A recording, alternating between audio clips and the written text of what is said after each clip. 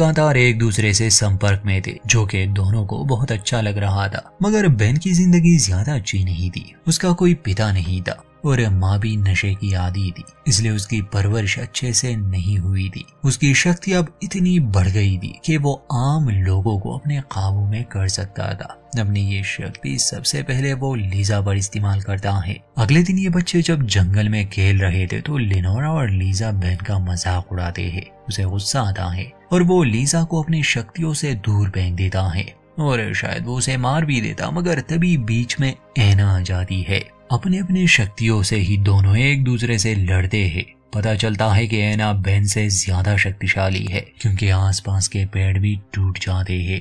ये देखकर बेन डर के वहां से भाग गया। तभी लिनोरा का ध्यान अपनी बहन के पैर पर गया, जो कि जख्मी हो चुका था। उसमें एक लकड़ी का टुकड़ा घुसा था। तब उसे याद आता है कि ऐना को तो दर्द महसूस ही नहीं होता, लेकिन लीसा उसे बताती है कि नहीं, ऐसा नहीं है। ऐना को भी आम लोगों की तरह दर्द महसूस होता है, बस वो हमारी तरह इसे बयां नहीं कर सकती। लिनोरा लीसा से कहती है कि क्या वो ऐना से बात करवा सकती है। लीजा कोशिश करती है और ऐना कुछ शब्द बोल पाती है। इसके बाद लिनोरा अपनी बहन को लेकर घर लौट आई। जैसे ही उसकी माँ ऐना का घाव देखती है, वो लिनोरा पर गुस्सा करती है, क्योंकि उसने अपनी बहन का ठीक से ख्याल नहीं रखा। वो इसकी वजह पूछती है कि ये सब कैसे हुआ, मगर लिनोरा कुछ भी सच नहीं बताती। बाद में वो अपनी माँ को समझाने की कोशिश करती है कि उन्हें फिक्र करने की जरूरत नहीं, ऐना ठीक है, वो बोल सकती है। साबित करने के लिए वो उसे ऐना के पास ले गई, मगर इस बार ऐना कुछ नहीं कहती। इसलिए उसकी माँ को लगा शायद लिनोरा अपनी बहन का मजाक उड़ा रही है। शाम को बेन दिखाया जाता है, जो अपने घर में था। उसकी माँ खाना बना रही थी, तभी उसकी उंगली जल जाती है तो बेन उस पर हंसने लगा। इस बात को लेकर उसकी माँ को गुस्सा आता है, मगर बेन अपनी ही माँ को अपनी शक्तियों से पहले तो जख्मी कर देता है और फिर उस पर गर्म पानी डाल देता है, खासकर उसके पैरों पर, जिससे वो बुरी तरह से घायल हो गई। दर्द की वजह से वो अपने होश में ही नहीं रही। ये सब लीजा अपने घर में महसूस कर रही थी, मगर बेन को अपनी माँ पर कोई तरस नहीं आता। होश में आने के बाद जब वो बहन से मदद मांगती है कि वो एम्बुलेंस को कॉल करे, तब भी वो कुछ नहीं करता, बस वहाँ बैठा रहता है। अगले दिन बेन, जो बहुत गुस्सा था, उसका दिमाग सही से काम नहीं कर रहा था। वो उसी लड़के से अपना बदला लेना चाहता था जिसने उसे परेशान किया था। बेन की शक्ति अब इतनी बढ़ चुकी थी कि वो अपने एक पड़ोसी को काबू करके उससे ही उस लड़के को मरवा देता है, जिसके बारे में किसी को कोई पता भी नहीं चल पाता। अगले दिन एलन जब ऐना को पार्क में ले गई थी और वो लीजा से खेल रही थी, तो वो ऐना के मुंह से कुछ शब्द सुनती है, जो असल में लीजा की वजह से था। वो उसे बुलवा रही थी। ये सब माँ खुशी से रोने लगी, क्योंकि उनकी बेटी शायद ठीक हो रही थी। वो अपने पति को भी इस बारे में बताती है। लिनोरा जब बेन से मिलती है तो बेन उसे बताता है कि चीजों को हवा में उठाने के अलावा उसके पास एक और शक्ति भी है। वो लोगों के दिमाग को काबू कर सकता है। लिनोरा को उस पर विश्वास नहीं था, इसलिए बेन उसे दिखाने के लिए उसी पर अपनी शक्ति का इस्तेमाल करता है। ये जानकर लिनोरा काफी हैरान थी। बाद में बेन उसे ले जाता है पार्क में।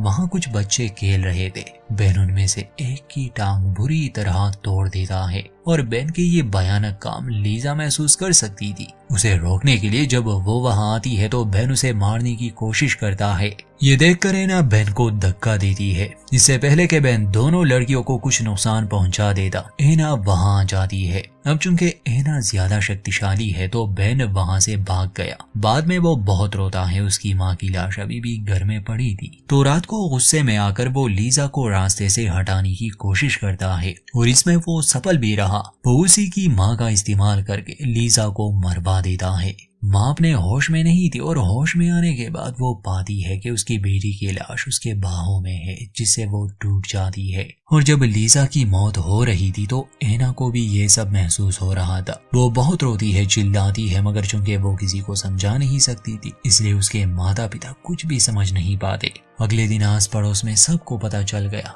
कि लीजा की मौत हो गई, वो भी उसकी माँ के हाथों। बेन अब पागल हो चुका था। वो ऐना को खत्म करना चाहता था। अक्सर वो आम लोगों के दिमाग को अपने काबू में लेकर उन्हें ही मरवाने की कोशिश करता, मगर ऐना ये होने नहीं देती थी। हालांकि वास्तव में वो एक अबनॉर्मल लड़की थी जो खुद से खाना भी नहीं खा सकती थी। छोटी लिनोरा को खतरे का अंदाजा था कि बेन उन्हें छोड़ेगा नहीं, इसलिए वो एक प्लान बनाती है। पहले तो वो बेन के लिए एक खिलौना लेती है, फिर उससे मिलती है, दोनों खेलते हैं। मगर लिनोरा का प्लान उसे एक पुल से नीचे फेंकने का था, जिसमें वो सफल भी रही। मगर बेन मरता नहीं, बल्कि अपनी शक्तियों की मदद से वहां पड़े पड़े ही वो ऐना को मरवाना चाहता था। जैसे वो उसे अलग अलग चीजें दिखा रहा था ताकि वो किसी गाड़ी के नीचे आकर मर जाए, मगर वो बच जाती है। एक कार एक्सीडेंट होते होते रह गया, जिसमें उसकी एक टांग जख्मी तो हो गई, मगर बाकी वो जिंदा थी। अंत में जब बेन के पास और कोई रास्ता नहीं था सिवाय इसके कि वो ऐना को ही खत्म कर दे, इसलिए वो उसका सामना करता है। एक झील के किनारे एक दूसरे से दूर दूर खड़े इनके बीच एक जंग होती है, अपने अपने शक्तियों की जंग जो काफी देर तक चलती है। आम लोगों को इस बात की भनक तक नहीं थी, मगर आसपास कुछ ऐसे बच्चे सामने आते हैं जिनके पास इस तरह की शक्तियां थी। वो ऐना का साथ देते हैं, वो अपने अपने घरों में ही थे। और ऐना को सहारा देने के लिए उसकी बहन लिनोरा भी आती है, जिससे बेन कमजोर महसूस करने लगा। वो पीछे हट जाता है, एक झूले पर बैठ जाता है और बस मर जाता है, खत्म हो जाता है। ये सभी के लिए अच्छा था, क्योंकि हर दिन बेन की शक्तियां बढ़ रही थी। न जाने वो दुनिया में क्या तबाही लाती। फिल्म के आखिरी सीन में हम इस परिवार को हंसी खुशी देखते हैं। लिनोरा अपनी माँ के गले लग जाती है। यहाँ इस बात का भी खुलासा होता है कि लिनोरा में भी कुछ शक्तियां हैं, क्योंकि आमतौर पर ऐना नहीं लिख सकती थी, मगर इस बार वो कुछ लिखने वाली थी जो दर्शकों को तो नहीं दिखाया जाता, मगर जरूर अब ऐना बदलने वाली है। यहीं पर इस फिल्म का होता है अंत। तो दोस्तों, जैसे कि ये कहानी बच्चों के बारे में है, तो मोरल ऑफ द स्टोरी यही है कि जैसे जैसे बच्चे बड़े होते जाते हैं, उन्हें अपनी काबिलियत का अंदाजा भी होता है और आसपास के माहौल या परिवार को लेकर उन पर या तो अच्छा या बुरा असर होता है। हमारी वीडियो अच्छी लगे तो लाइक करें, चैनल को सब्सक्राइब करना ना भूलें।